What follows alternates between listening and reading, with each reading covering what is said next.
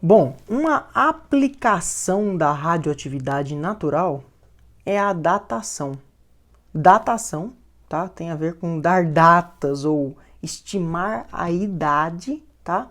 De organismos, tá? Como múmias e fósseis, organismos que já foram vivos em algum determinado momento. E essa datação ela envolve o carbono 14. Só quero lembrar para você que o carbono 14, aquele que a gente aprendeu lá em isótopos, é um isótopo do carbono, tá? Que tem só traços dele na natureza, um número muito pequeno. E esse carbono 14, ele é radioativo. Como é que ele é formado? De onde que ele vem? Qual que é o processo envolvido na datação? Bom, os raios cósmicos que vêm lá do espaço, eles penetram nas camadas mais elevadas da atmosfera, tá? E eles dão origem a uma série de nêutrons. Esses nêutrons, eles vão colidir com outras espécies, como por exemplo o nitrogênio 14, tá bom? E quando esses nêutrons colidem então com o nitrogênio 14, eles dão origem à formação do carbono 14, eu vou colocar de azul mesmo, dão origem à formação do carbono 14, tá? E além do carbono 14, também é liberado um próton, ok? Beleza. Aí o que vai acontecer? Esse carbono 14, que foi liberado então na atmosfera pela colisão dos nêutrons, lá dos raios cósmicos, com o átomo de nitrogênio, esse carbono 14 vai reagir com o oxigênio presente do ar. E na hora que o carbono 14 reage com o oxigênio presente no ar, ele forma CO2, que é o gás carbônico. Só que esse CO2 não é formado por um átomozinho de carbono qualquer, ele é formado por um átomozinho de carbono radioativo. E esse CO2, então, ele vai, por meio da fotossíntese, ser incorporado no ciclo do carbono. Então ele vai, de certa forma, entrar lá nos processos fotossintéticos, né? Na cadeia alimentar. E aí, então, todos os organismos, sejam plantas, sejam animais, vão ter um pouquinho desse carbono 14 no seu organismo, que é um carbono que é radioativo. Então, as plantas vão absorver ele por meio da fotossíntese e os animais vão absorver eles pela ingestão das plantas. Bom, então parte dos átomos de carbono presentes nos animais e nas plantas, parte desses átomos de carbono serão átomos de carbono 14. Existe um equilíbrio entre a formação do carbono 14, tá? E a incorporação dele no ciclo e depois ao decaimento dele. Esse equilíbrio garante que a concentração na Terra e nos organismos vivos seja praticamente constante, uma parte por trilhão. Qual que é a interpretação disso? Eu tenho um átomo de carbono 14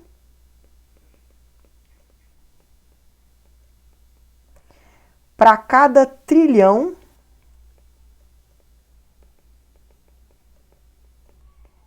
de átomos de carbono. Então, essa concentração é praticamente constante, tá? Só eu tenho que corrigir esse negócio aqui, né? Essa concentração vai ser praticamente constante. A concentração do carbono 14 em organismos vivos vai ser de uma parte por trilhão, tá? Isso permite, então, que a gente estime a idade de um determinado organismo que já não faz mais parte, que não está mais incorporando carbono. O que vai acontecer com esse carbono 14 que é radioativo? Ó, preste bem atenção, na maioria das questões o que aparece é essa primeira equação aqui, tá? O carbono 14 ele vai sofrer decaimento, segundo essa primeira equação, decaimento beta, tá? Só relembrando, quando o carbono 14 sofre decaimento beta, ele se transforma em átomos de um outro elemento que eu vou chamar aqui de X. Quero que você lembre que beta é menos 1 e 0. E quando o carbono 14 sofre decaimento, como é uma emissão beta, seu número atômico aumenta de uma unidade e seu número de massa continua o mesmo, de acordo com a segunda lei de Soddy. Se o número atômico foi para 7, quem é X então? X vai ser o nitrogênio 14, tem número atômico 7. Então, um átomo de carbono 14, quando sofre decaimento beta, ele se transforma em um átomo de nitrogênio 14, tá bom? Uma segunda possibilidade de decaimento que aparece às vezes em algumas questões, tá? Mas aparece menos, então não vou nem colocar o asterisco aqui, mas eu quero que você entenda como que é o processo, é dizer que o átomo de carbono 14 emite 2 nêutrons, tá? Sofre decaimento liberando 2 nêutrons. Nêutron tem carga 0 e massa 1. Quando ele sofre decaimento emitindo 2 nêutrons, ele produz ainda um elemento X. Quem é esse elemento X? Bom, vamos lembrar, ó, a massa e a carga nuclear têm que serem conservadas. Se a massa antes era 14, a massa depois também tem que ser 14. Quanto que é a massa depois aí? Cada nêutron tem massa 1, mas eu tenho 2 nêutrons, então 2 vezes 1 dá 2. Que número que eu somo com 2 para dar 14? Afinal de contas, do outro lado está dando 14. Que número que eu somo com 2 para dar 14? 12. Então X aí tem massa 12. Embaixo agora, ó, a carga nuclear também tem que ser conservada. A carga nuclear antes é 6. Quanto que vai ser a carga nuclear depois? Tem que continuar 6. 2 vezes 0 dá 2. 2 vezes 0 dá 0, né? 2 vezes 0. Qualquer número vezes 0 dá 0, né? Oh, meu Deus. 2 vezes 0 dá 2. Onde que eu tô com a cabeça? 2 vezes 0 dá 0.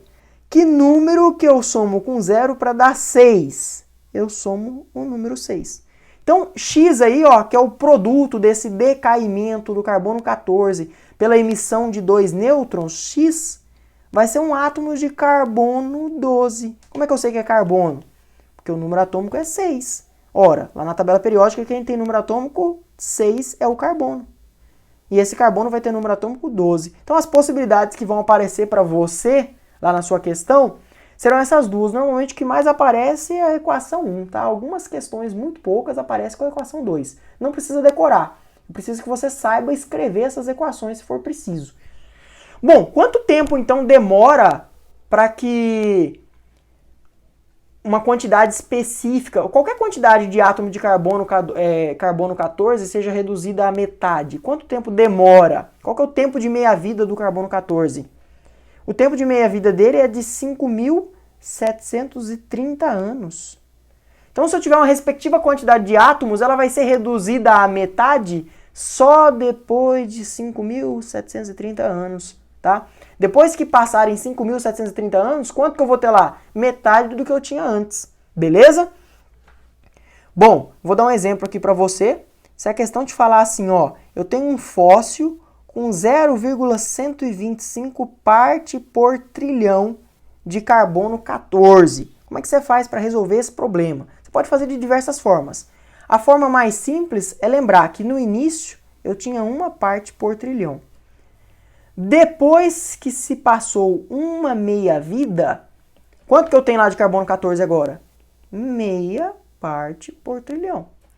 Se passar mais uma meia-vida, vai reduzir a metade de novo. Quanto que eu vou ter? 0,25 parte por trilhão.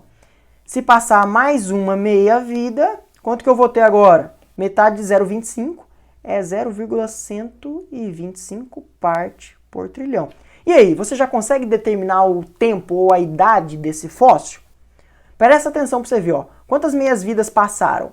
Passou uma meia-vida, depois passou outra meia-vida, e depois passou outra meia-vida.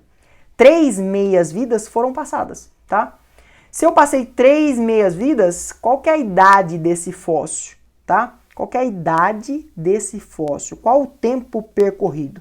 O tempo percorrido vai ser o número de meias-vidas vezes o tempo de meia-vida, ou período de semidesintegração. O tempo percorrido vai ser quantas meias-vidas se passaram? 3. Qual que é o tempo de cada uma dessas meias-vidas? 5.730 anos. Qual que é o tempo percorrido, então?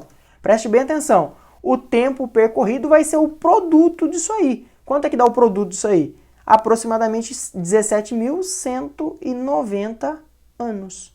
Então, 17.190 anos vai ser a idade desse fóssil.